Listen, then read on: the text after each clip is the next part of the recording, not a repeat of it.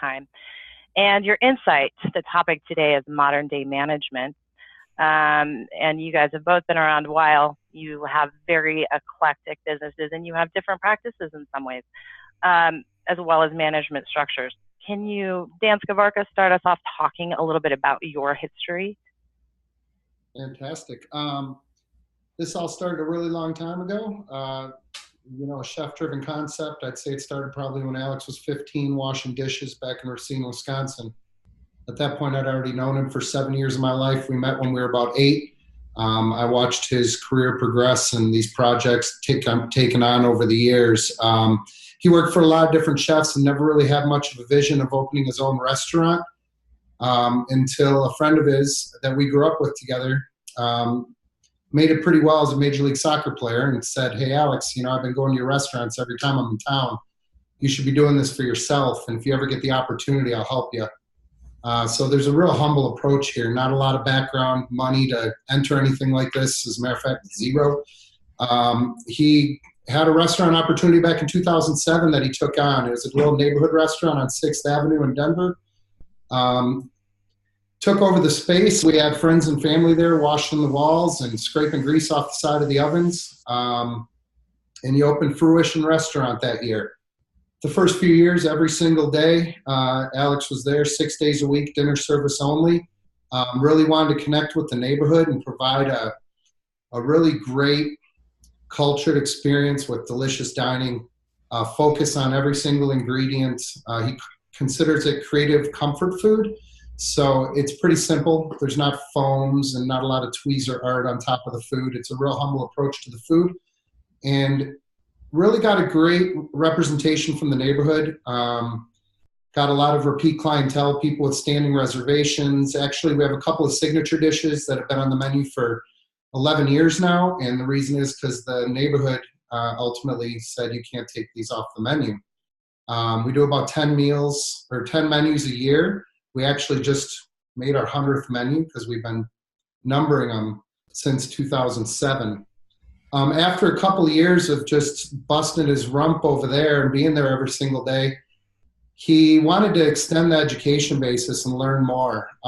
He'd been working with purveyors, he's been producing food, but he wanted to really get his hands in the dirt a little more, literally. So he bought a 10-acre farm down in Larkspur back in 2009. It was an opportunity for many things. It was an opportunity to plant a seed and watch it grow. It was an opportunity to play with animals and watch animal husbandry. We raise large black pigs. We've got some sheep on the farm. We've got a llama. We had chickens. We had a couple goats at a time. We have greenhouses and hoop houses, and we produce all types of produce. All kinds of things happen down there. But the great opportunity, one of them that I am really super proud of, is he always had his chefs in the kitchen 4 days a week, and they would be able to spend 1 day a week down at the farm, working down on the farm that the restaurant literally supported.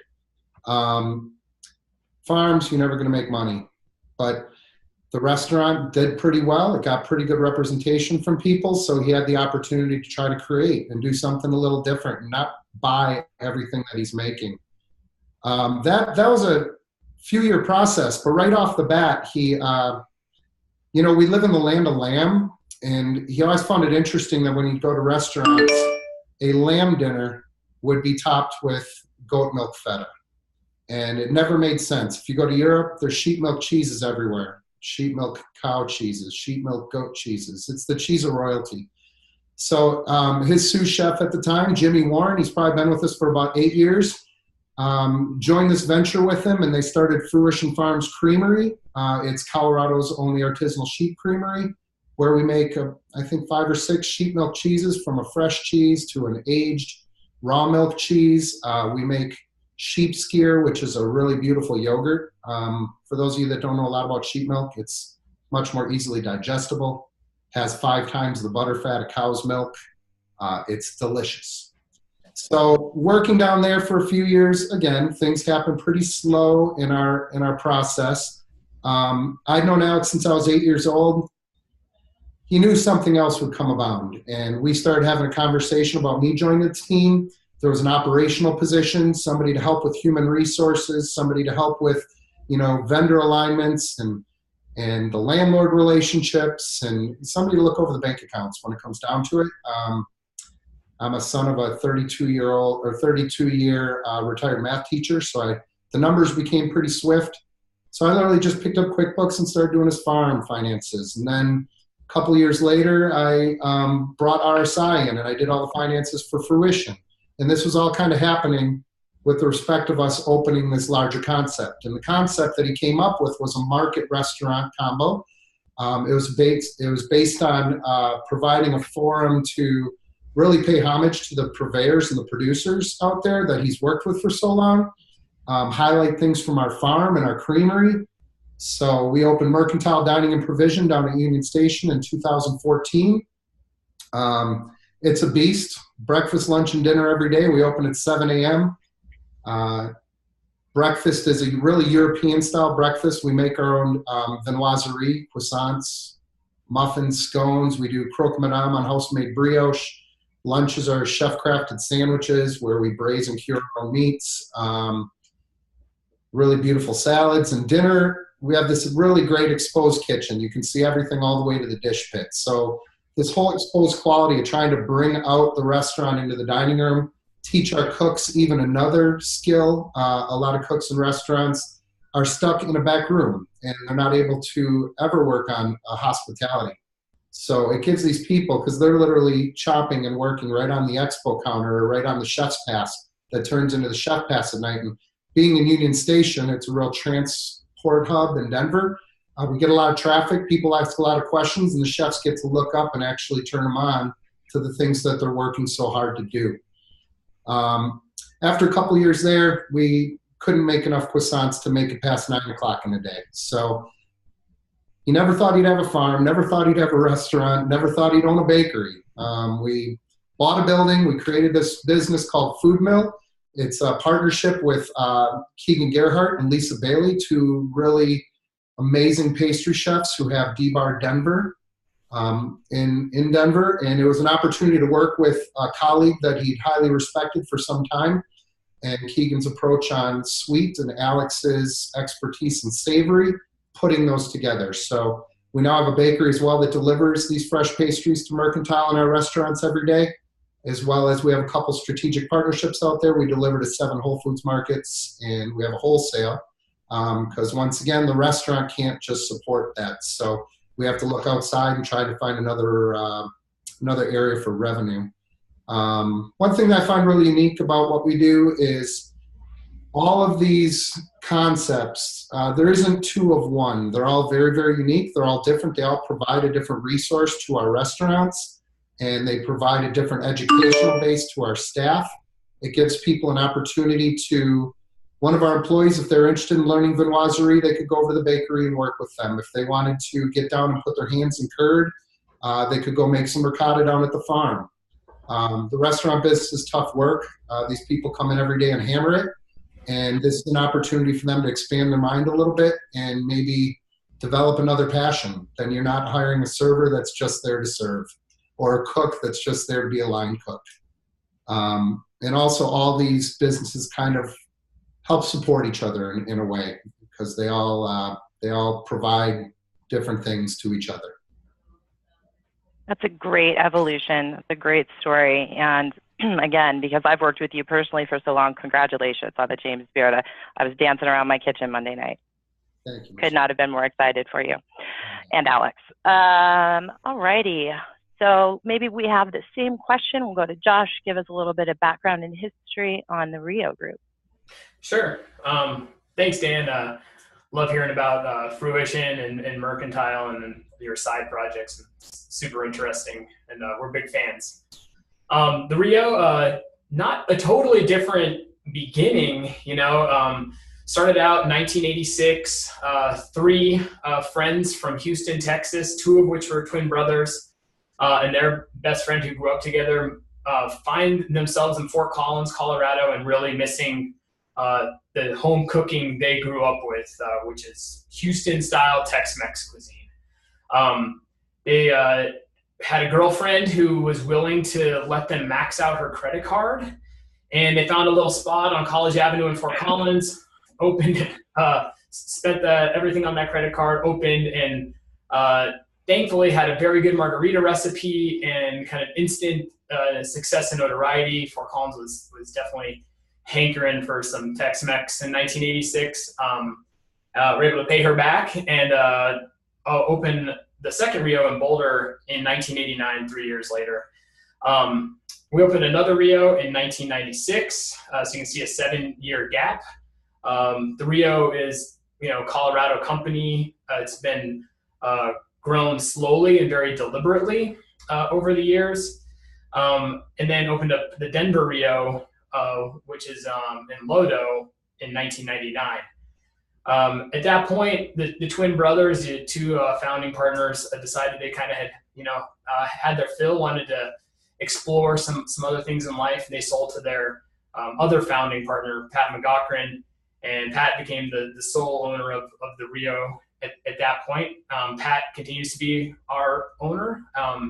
So we have an owner-founder who's still with the company. We opened a restaurant in 2002 in Steamboat Springs, which we've subsequently closed in 2014, but gave it a long run up in the ski town. We opened one in Park Meadows Mall area in 2004, Frisco in 2014, and we have a sister company called Rare Italian that we also opened in 2014, which is a take on Northern Italian cuisine with an emphasis on dry aged meat.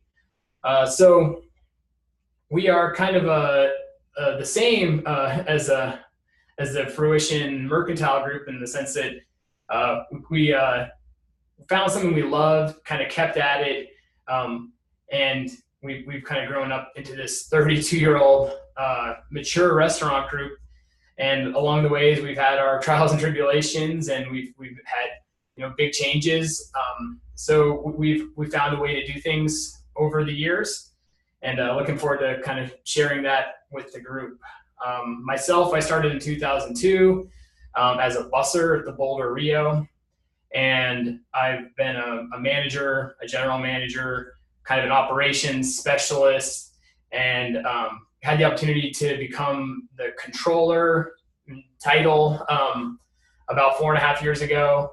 And at that point, I was the one who implemented RSI for the Rio as we kind of changed our corporate structure, made it much leaner, and really took those resources that we were throwing toward an administration and gave them back to the stores, and resourced the GMs in a new way, made that job kind of the preeminent position in the company, and have been living kind of that success of those changes ever since. Yeah, that's pretty much it. Josh, we're going to talk a little bit more about that, and Dan too. We'll talk a little bit more about that today. So I want to kind of highlight some of the topics that we're going to discuss in a little bit better detail today. We're going to look at the kind of two different styles of management structure. And not to say that any one is better or different or better or worse than the other, just as a way to say that we're going to kind of find two different ways to get to one end result that's very similar. Second, we're going to talk a little bit about how you run management meetings based on two different management type of teams, and then really talk about training, hiring, retaining, and finding great staff. So that's kind of the main goals. Josh, I'm going to start with you a little bit. When it comes to your management structure, can you just kind of lay out how you, kind of some basics on how you structure those management teams at the store level? Sure.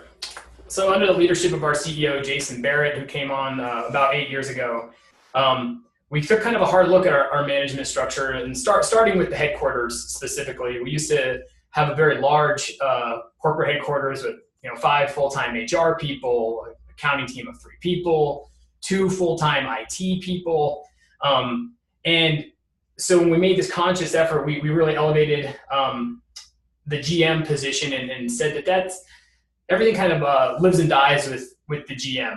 We want to treat them as store owners, so to speak, an ownership mentality, and instill that in them, and we want to resource them better. So we have kind of a traditional, I'd say, restaurant structure, but it all starts with the GM. They're very strategically placed individuals. They're in the right markets. and they don't turn over. They have very, very little turnover at the GM position. And below them, we put an assistant GM who's really the salary manager, and it's kind of focused on the front of the house. And then we have a kitchen manager who's at the same level as the AGM, just on the back of the house. Depending on the size of the store, we then have what we call salaried managers or front of house managers below the AGM that are full-time salaried. A big store will have 2. A smaller store may only have 1. And then below the kitchen manager, we have an assistant kitchen manager, also salaried full-time people. A big store will have 2, a smaller store will have 1. And then below that, we have what we call shift managers or kitchen captains, depending whether it's the front or the back of the house. This position is more entry level, and it's kind of our test pool to see if someone is manager, has manager potential and can thrive in that environment. I think we all know as restaurateurs that your best bartender all of a sudden gets tapped to be the next manager, and they're not necessarily the best person to fill that role. Leadership is hard, and you got to want to do it. So we have kind of an area where we can bring them on an hourly role. They never get the keys to the Ferrari, we like to say, meaning they might be one of the managers on duties, but they're always supplemented by one of the salaried managers, so they can get their feet wet, have a backup there, see if it's for them. And then in an ideal world, these shift managers become the next salary managers and eventually become the next AGM or KM or GM. Great, thank you. And Dan, kind of the same type of question towards you. Will you describe a little bit for me how the management team is structured at, let's use Mercantile as one of the examples there. Yeah, Fruition's a pretty simple setup over there. You got a couple of managers running the front and a chef and a sous in the back. But for Mercantile, we opened about 3.5, almost 4 years ago now. We started with 4 front of house managers, a chef and chef de cuisine and 2 sous chefs. You would think that's a lot, but when you open at 7 o'clock in the morning and everybody's going home at 1:30 at night, it really proved that it wasn't enough. After about 1.5 years, we realized that the whole conversation of taking a jump with us out of the gate, like making a sacrifice with us and helping us get this thing going, is so important. People weren't able to get days off. We were just trying to survive, get through the day-to-day basis, and that goes for every single person that worked there. We're all stretched.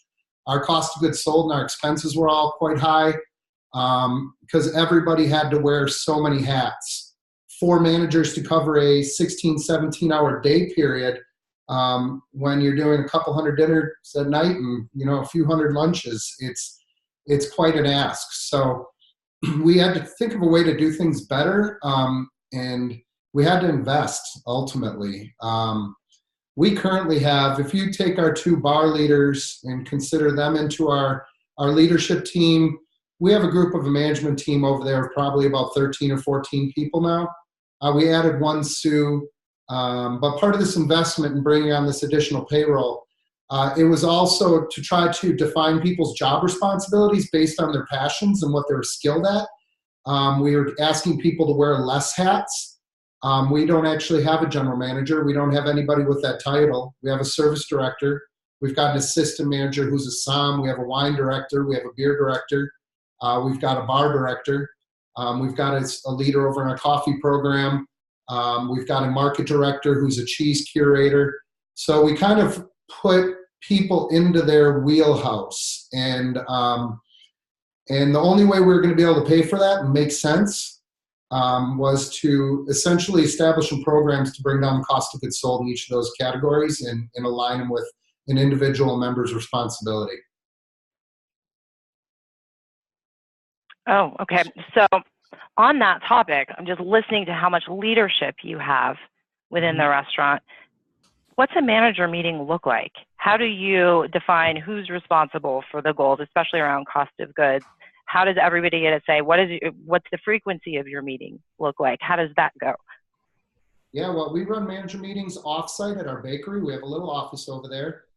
We bring all of our managers over together. We do this for all of the businesses. We hold a weekly manager meeting. These weekly manager meetings, through that period of survival there, they would last 2.5, 3 hours.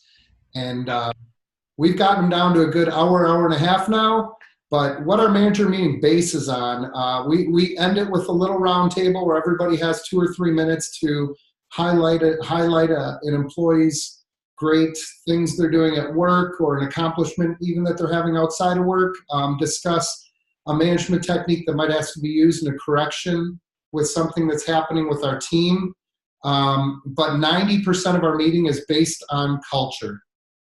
We discuss how our interaction is with the guests. We discuss and we constantly make sure that everybody is in tune with what our intention is. That starts with Chef Alex Seidel, what he wants to be relayed, the fact that we're a value-driven restaurant, the fact that we want people to come in and not feel like they're sold to, that we're making these great things, and how do we make them available to people and talk about them without saying, would you like some fries with that? You know, that's not really our jam. We want to you can deliver a pastrami sandwich from any place and put it in front of people, but when you hear that it's smoked for 9 days and it's cured for 9 days and we smoke it in our ovens, and it's a special recipe, and we do it with Brussels sprout slaw instead of coleslaw, and instead of using Thousand Island dressing, we chop up our bread and butter pickles that we make in the market and we mix them in an aioli. It's kind of like that wine thing. Like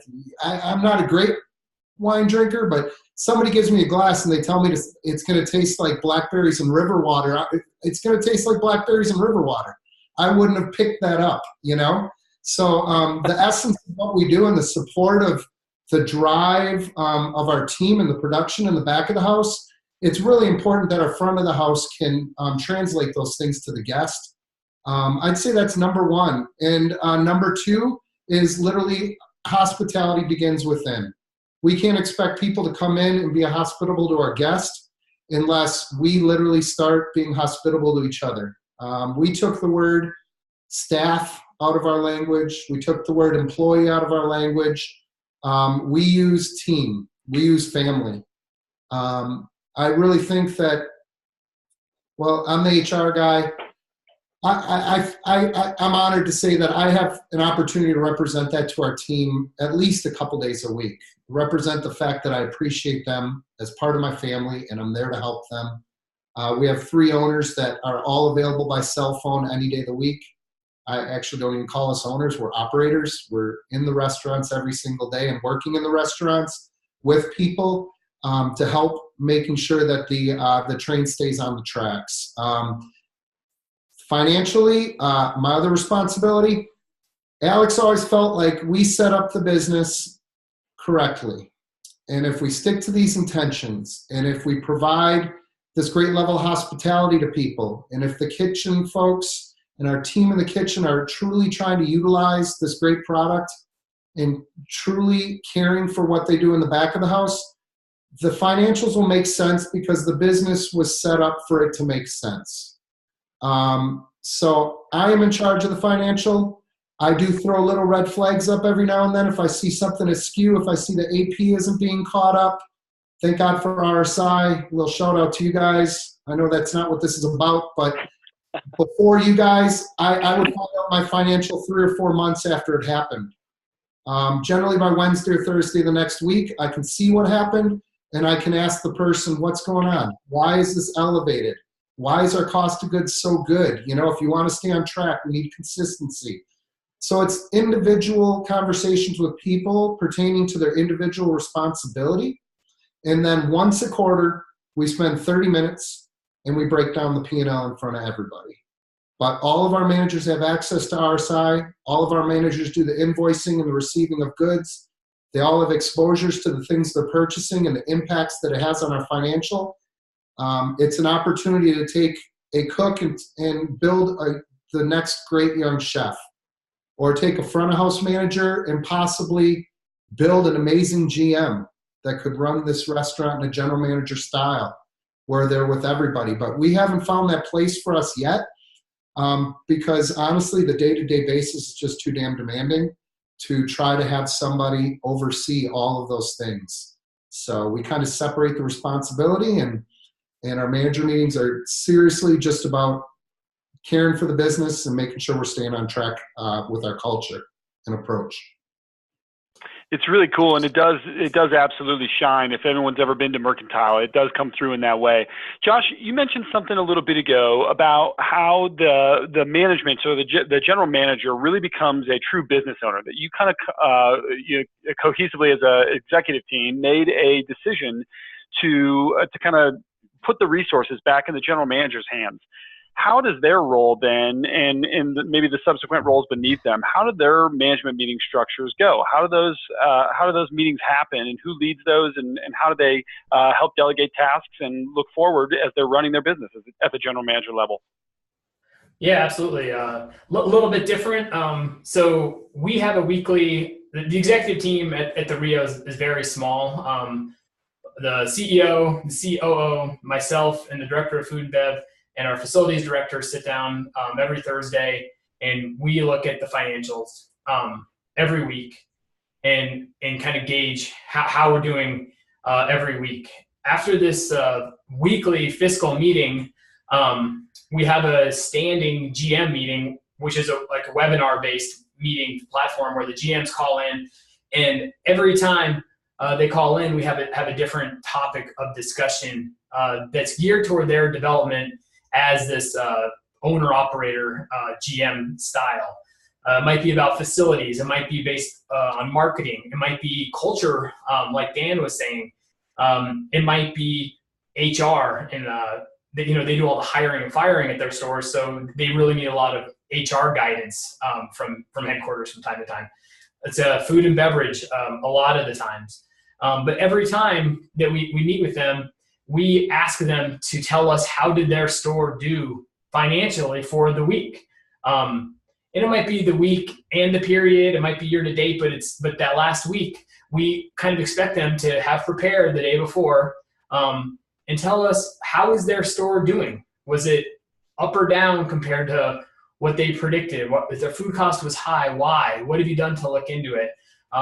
Wow, you sure spent a lot on China last week. Was that a one-off, or is there a bunch of breakage? So we take note of those things as the executive team when we meet, but we actually ask them to bring it to our attention with some background.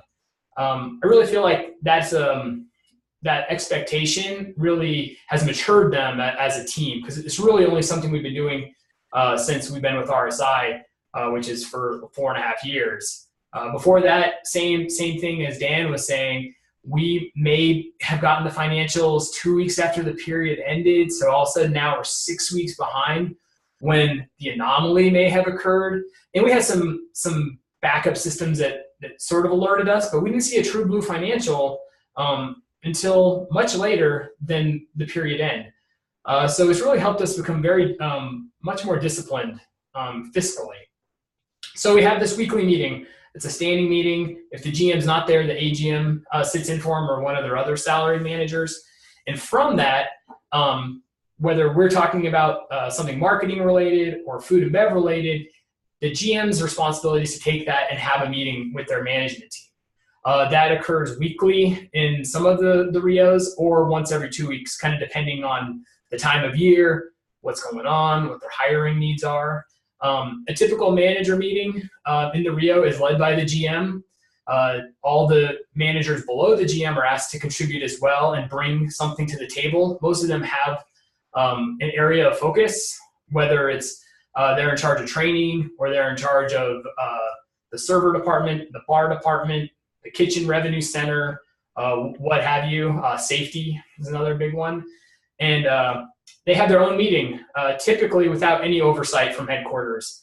We will sit in those meetings on occasion, but the GM leads those meetings, as well as sets up one-on-one time to meet with all of their salary managers every week.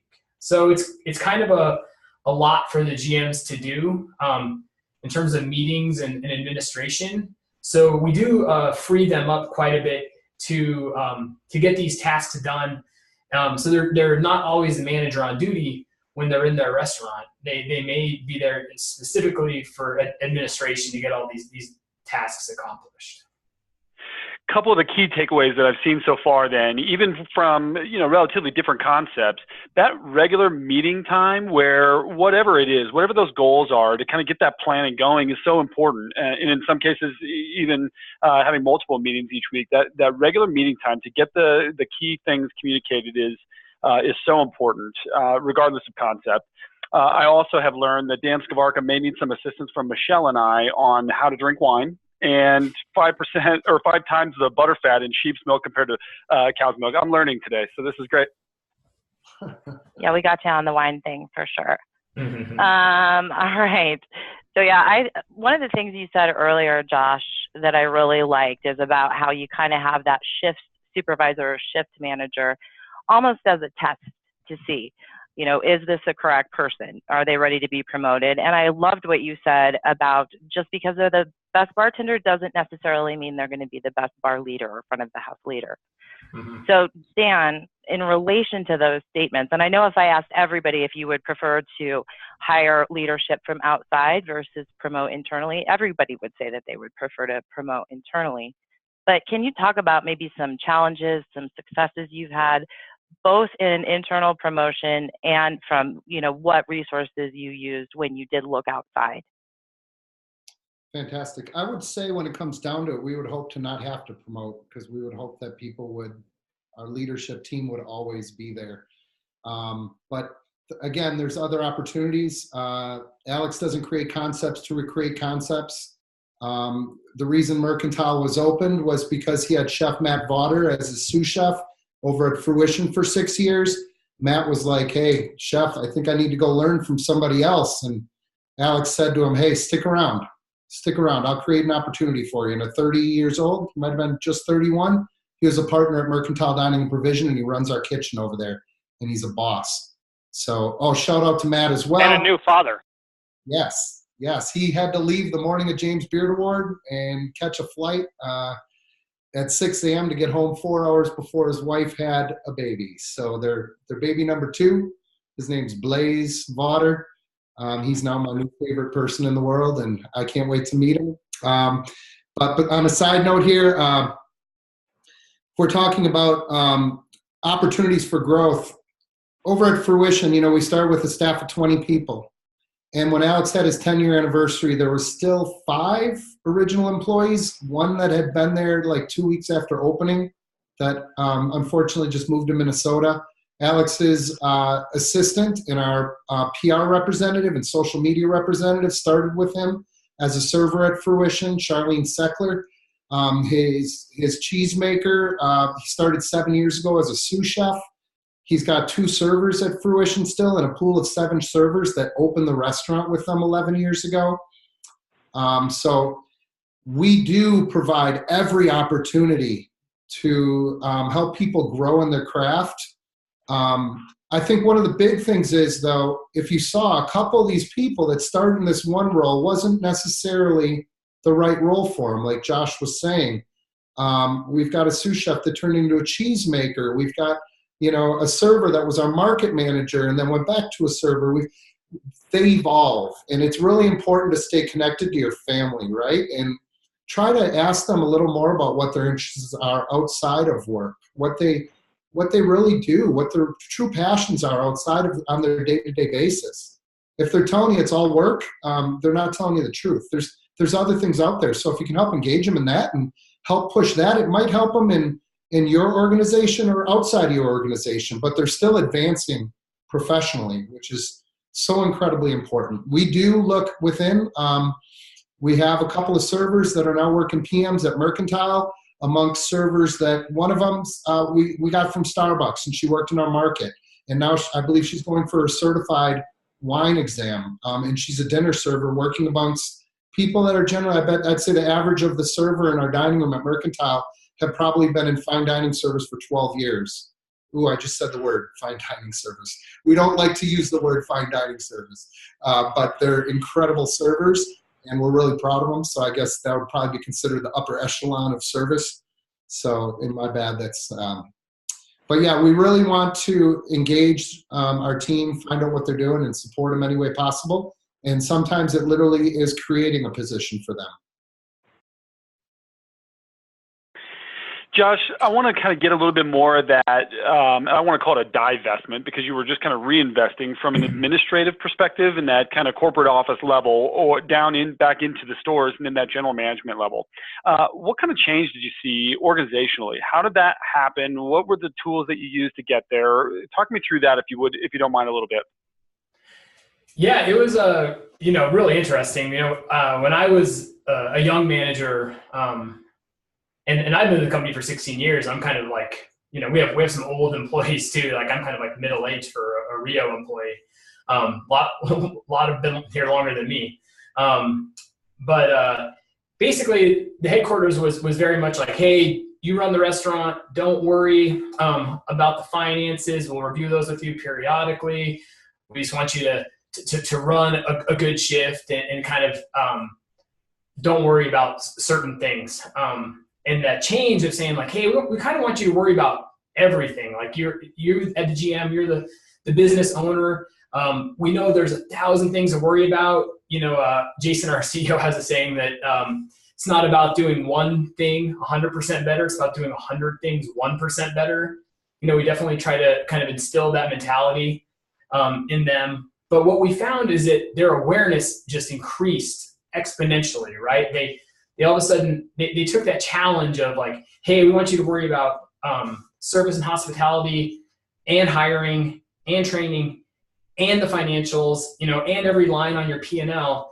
And they embraced it, Some people are stronger numbers people than others. And so when those people are in those roles, we encourage that, like, all right, they're doing your weekly kind of P&L review. And then people who are more, a little more touchy-feely, a little more personnel-centric, we try to create the opportunities for them to focus on that. And so they really, are in charge of the training program. So it's been very, very interesting and very successful how we kind of divested, if you want to say that, from the headquarters. Also, it's changed the mentality of the headquarters. It is very clear to everyone who works at Rio headquarters, all 8 of us or 9 of us, that we work for the GMs. We are resources for the store, and we try to live that every day. So yeah, that's what we've done. And we do things to try to be an employer of choice. We definitely try to hire from within. We have about 65 to 70 managers, depending on the time of year. And we do want to provide opportunities for them to progress. We want to find people that think that hospitality is a worthwhile endeavor for their career. So we try to provide opportunities for them to take on different responsibilities. We encourage people to go to seminars if they're available. And then we really try to develop our GMs. We kind of were talking about this before when we're preparing for these meetings, but we take our GMs on a trip every year. We went to Baja, Mexico last year to kind of see what the taco scene was doing in the Baja, California region, Tijuana and Ensenada. The year before we were in San Francisco, the year before in Chicago. So really important for us to develop our teams from within and provide this kind of opportunity for a career with the Rio. Yeah, it's really interesting that you both really kind of find that path to allow people to step into things they're more naturally suited for, and kind of encourage them. Michele, do you have a follow-up question there?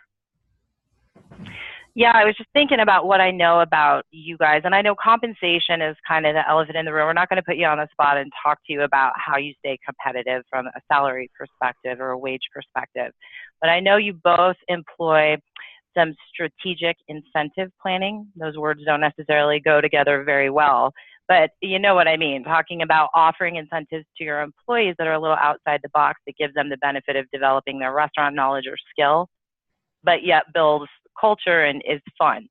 So talk about some different, and I know that there's some similarities here, so you guys can both talk together at the same time, but tell us about some of those tactics that you have. You want to start up, Josh? No, you go ahead. All right. So, we do have, when we did take on all these extra managers at Mercantile, one of our focus was to bring down that cost of goods sold program. And how are we going to do it? We're going to do it by incentivizing people for their categories. So our wine program, even though we set that bar very attainable, it's not driven down, which needs to increase our wine cost so much, because the first thing is to care for the guest and the value that we're providing people. I would hope that if you came into our restaurant and ordered a bottle of wine, you'd say, wow, that's a little bit cheaper than down the street. That's really important to us. But we do have them accountable for their cost of goods sold programs. But incentive-wise, in the kitchen, we take the entire full team of full-time employees in our kitchen are available for the cost of goods sold on our food cost. It goes all the way to the dishwasher. So with that being said, though, I think the more important incentive could be found in our kitchen. Working under Chef Matt Vaughter day-to-day basis. The kid grew up playing high school football. He's athletic. He's super competitive. And he runs that kitchen like a coach, like some epic coach you would see in a movie. Like beginning a service, he sets a goal for the day. He sets an expectation. He talks to them about exactly how we're going to pull off service. There was a while there that it was ran in a certain way. His lineups ran a certain way that the whole kitchen team, when he was done, would yell, "We should!" and just scare the crap out of everybody in the dining room. And I think it took a few of those times, like a couple months, and Alex is like, all right, you guys, bring it down, But he sets the expectation during service. It's constantly, every single plate that comes to the pass is being looked at. It's being diagnosed. It's making sure it's exactly what we want to provide to the guest. And those interactions during service or during prep, they're curt. They're a matter of fact. They don't start with a please and end with a thank you. It is like a coach driving his team, and the player respects the coach. But the great thing is, at the end of service, they always recap and they hug it out, no matter how hard it is during service. I would say that one of the big incentives that we provide, and that we really, really strive to provide every single day, is setting a climate of education and growth for people professionally. I think that way more than, if you look at somebody's resume, when they write up their resume, it doesn't say, what were you paid at this job? It says, who did you work under? What did you learn, right? And with this new young generation that's about right now, they're not looking to sign up with a factory and develop a 32-year pension. They want to go somewhere, they want to learn, they want to experience, and if you're done teaching and experiencing, they're going to move on to the next place. And that goes all the way to the top of our service director, all the way up there. If he doesn't feel challenged on a day-to-day basis, just think of your work every single day. For me, my work, the days that I'm easy, I didn't have a lot going on, I don't feel very accomplished. As a matter of fact, it brings me anxiety. The days that I just knock out check marks and I felt like I owned my job and I learned something and I got over a hurdle, those are the best days of my life at work. I guess that's coming from a part owner, because maybe I'm lucky to have that. But that's really, really important. So I think hammering down the education and growth of people is incredibly important, and investing in them. We do a lot of things like Josh was saying. I love that Josh does those trips. Mercantile does 14, 16, probably 20 out-of-state things. We were in Delaware last month for the Meals on Wheels. Alex is doing an event in Mexico. We serve food in Chicago. And whenever he goes on these things, he brings different people. Though personally, I would love to go to Mexico every time, and I'd love to go to Pebble Beach Food and Wine. He spreads it out. He brings all of his sous chefs. He brings cooks. He brings the front of house staff. The first big trip they took in wine education, I wasn't even invited to. Maybe it was because I told you I'm not crazy about wine. So now you don't know the river water. To get better. Yeah, it was a chance to get better. Well, that was your river water opportunity right there, Dan. Right. It's but he takes different people every time. It's an opportunity to really get to know them, spend time outside of work, an opportunity for them to do R&D with him.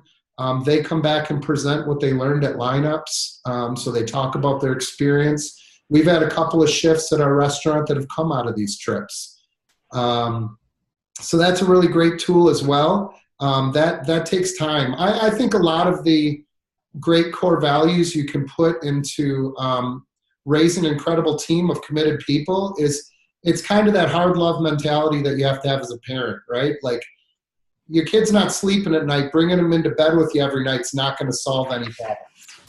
Like you have to take on the brunt. You have to put in the effort. You have to stay up night after night with your child in bed for them to learn that they have to stay in bed.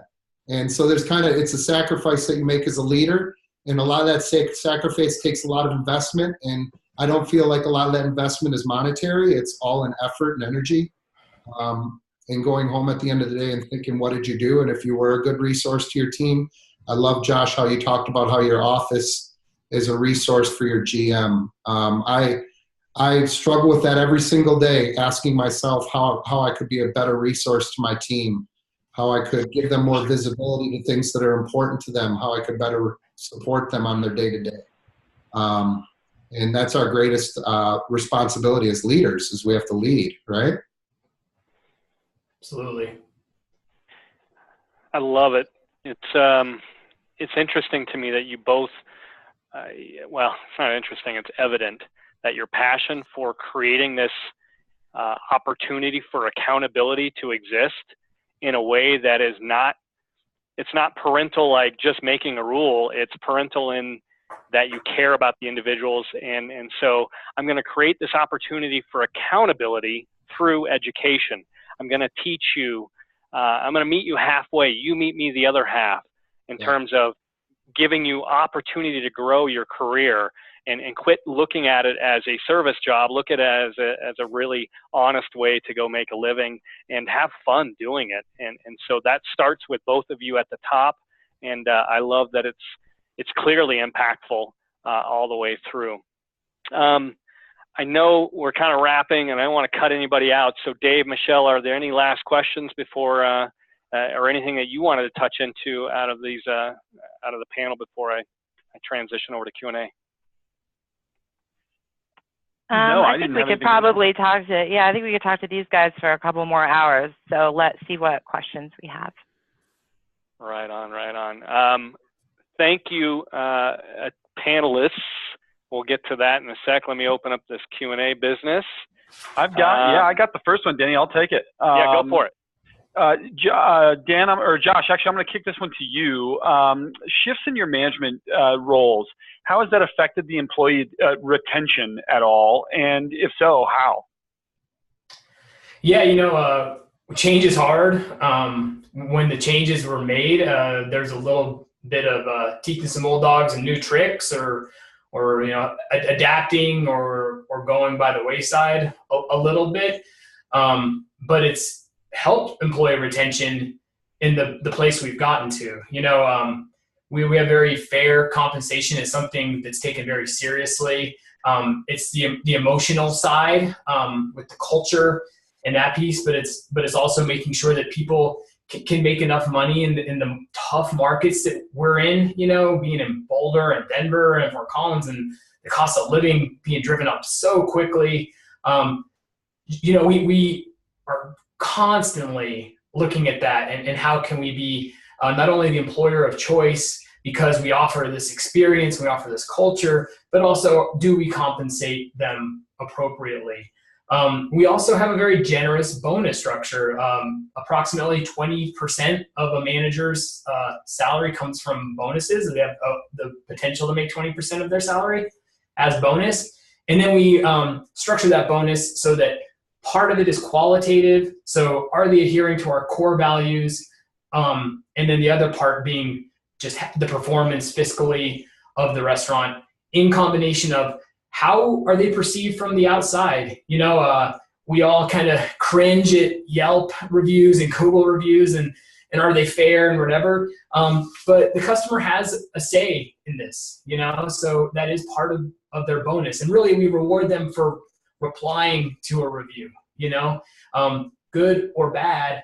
We want the GMs and the managers engaged in that process so that they're responding and thanking the guest for that review of their experience. So since, this has sort of matured over the last 4.5 years, our manager turnover is actually lower than it's been in my memory. And we're very excited about growing the company so that we can provide opportunities going forward for these people who have been patient and sort of, matured in their roles as well, and they're looking for the next challenge. Yeah.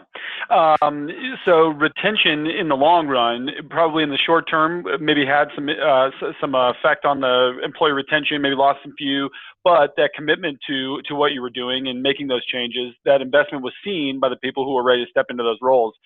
In the long term, then you're seeing much more tenured senior management. You said that minimum turnover in that general manager role and in those types of roles. It's pretty fascinating to note by minimizing and really being there more of as a support team from the administrative level. Yeah, and that's what we're trying to accomplish. But it's we're interested in the whole person. For all of our management team, all the way down to all of our employees. Like we're concerned about their health. We try to take care of them. If we see them that they're working too much, we try to help them dial that back. We try to resource them so they can dial that back. If they're not getting enough time with their family, that's important to us.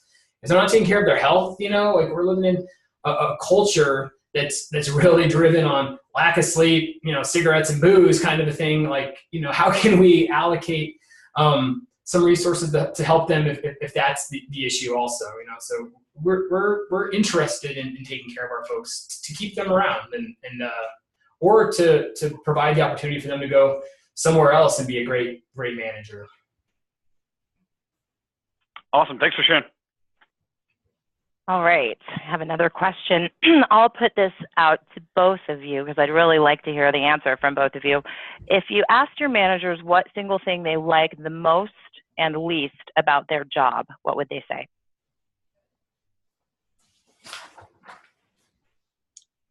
Interesting. I'll take a shot at it. I can pretty much stick to the things they like the most. As I'm talking, though, maybe the others will come to me.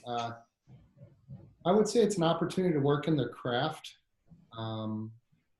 Gabe Salazar, who runs our cheesecakes, been in the American Cheese Society for a lot of years. He's got an opportunity to work in his craft of cheeses, but also work our retail side, select olive oils, select all these different things that we sell at Mercantile, work with the kitchen on the meats that are cured and sold in his meat cases. Our wine director and our two somms that we have on the floor, the opportunity to taste and experience, the money that's available for them on a day-to-day basis to educate their staff is just there. It's just part of what we do. There's no questions. There's nobody saying you can't crack open that bottle to taste the team. They also have the really great benefit of some great people that come in and drink wine that like them, so they pour a little wine off to them. The kitchen team, opportunity to work under Chef Matt Vaughter and ultimately Alex Seidel, to be proud of the food they make every single day. What they don't like, the challenges of the job, man, you get your ass handed to you every single day. The place is busy. It's hard. And if what Josh was talking about, the investment into somebody's health, how important that is, that kind of goes with that hard love thing too, because you're going to have to invest in them financially.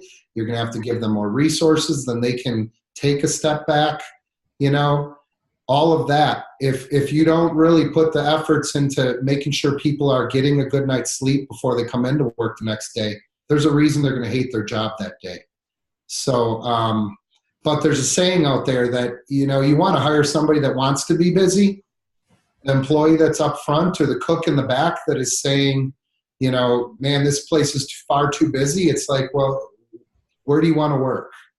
You want to work at a place that you don't have an opportunity to work? That doesn't make sense. So I would say the biggest challenge is the day-to-day grind, getting through their hurdles that they need to, and possibly coming in healthy every day and full of spirit. Did you say full of spirits? Spirit. Full of spirits.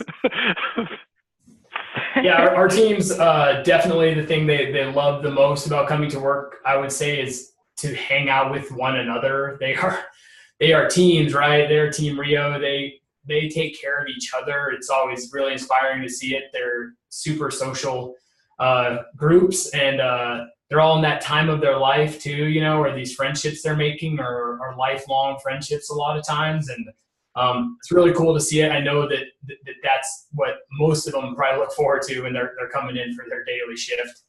I say the thing that is probably the thing they're least looking forward to is a facilities related issue. You know, the Rio is strategically placed in downtowns and historical districts, in old buildings, and we just have a constant, you know, facilities challenge in our world, and nothing can put the brakes on what was a good shift other than the facility equipment related issue. So, you know, we're allocating resources to them. We created a new position at headquarters, so someone is specifically handling our facilities issues on a day-to-day basis. Like the buck stops to someone now, and so we're trying. But those are the two I thought of.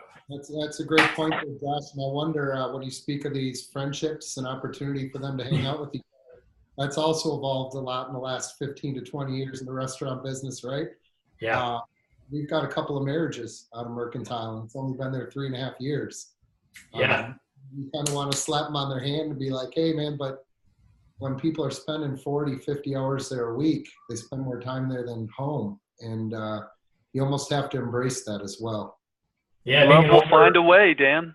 Yeah, being an older group, we have not only marriages, we have children, and I think their first grandchildren. Wow. That's they're started from a Rio relationship, are out there. So. There's so many bad jokes I have queued up on that, but I'm going to hold them. We're going to ask one last question that's coming from Chicago. Again, I want to kind of get both of your feedback on this one, and then we're going to wrap up for today. I can't thank you enough both for your time, first off, and I know I'll speak for Dan and Michele in that same regard too. Thank you both so much for your time and all the attendees for jumping in today. Question from Chicago. Have you or do you look to other industries as ways to help you inspire or train, lead, hire new employees? Have you looked at other industries as a way to kind of incorporate their values into stuff that you do at your restaurants? Josh, let's start with you. Yeah, other industries. I'm trying to think. You know, we definitely spend a lot of time looking at other restaurant groups. You know, we've been to restaurant trainings with Zingerman's, which is a group out of Ann Arbor, Michigan. We've had Danny Meyer's hospitality group speak to our GMs in New York. But non-restaurant industries, yeah, I don't know. That's pretty tricky. You know, we operate with those fine restaurant margins, you know, so we can't be like a tech company necessarily and look to them. But, you know, I do think we find inspiration from those types of environments, you know, where we kind of the employee is, you know, encouraged to be themselves, to speak up, to have an opinion. And I know that tech has a lot of that. I don't know, Dan, what do you think? Other industries that well, you know, we do 4 different things here between the farm and the bakery and the restaurants. Right. We brought in a baker through a recruiter. That was expensive. I don't really look forward to doing that again. We volunteer time and work over at the Emily Griffith School to try to engage with some of the students that are there. Emily Griffith School is a school that is based through Eat Denver. It's a school that brings people from all different walks of life and all different backgrounds and teaches them the basics in culinary cuisine, the basic skills to work in a kitchen. So your chefs can literally volunteer time down there and teach a class on hospitality or on revenue or on personal financial, all of these different things. You can engage with them. They have a job fair as well. That's something we've done in the past. We've got a J1 visa employee from France working in our kitchen right now who's in her graduate program for hospitality in the south of France. We're not filled with interns and such, but you know, the question's a great question because I heard something on NPR that you can research. Now you know my political background, but on NPR there was this thing that I kind of spoke to earlier with the new generation, and I am not going to say the M word, but the young kids that are coming into work here, this concept they have to learn, and then move on. And it's the instant gratification that they require on a day-to-day basis. The different techniques, you have to be able to work with them to let them know they're on track, let them know they still have got a ways to go, but you have to constantly connect with them because you're ultimately their iPhone that gives them instant gratification. In this episode, it talked about people looking for jobs, and that they recommended, they had a guy on there that was a headhunter, and he says that he recommends people that are looking for jobs to literally write the next 3 things they want to learn, and then research industries outside of the industries they're comfortable with to see what could teach them those 3 things, if that's really what's going to serve them best. So, it's a really good point. It's a great question. I love it. I think that there is an opportunity there. There's different market segments that probably struggle quite a bit with some incredible work ethic, and I wonder if there is a way you can tap into that. I love it. Look at that. We made you think today. That's fantastic. Really great insights. Like I said, this was a great conversation. We can't thank you enough, Josh. We can't thank you enough, Dan. Both of you coming back, from travel and whatnot. Dave and Michele, thank you for leading this panel. And I think that's all we have time for today for questions. So I'd say a round of applause for all the panelists that did our first RSI digital panel. If you have any questions about RSI, please reach out to us. You can check us out on the web at restaurantaccountingservices.com. That's my plug. And with that, I bid you all farewell. Have a great day. Thanks, Josh. Thanks, Dan. Thanks, Dan. Thanks.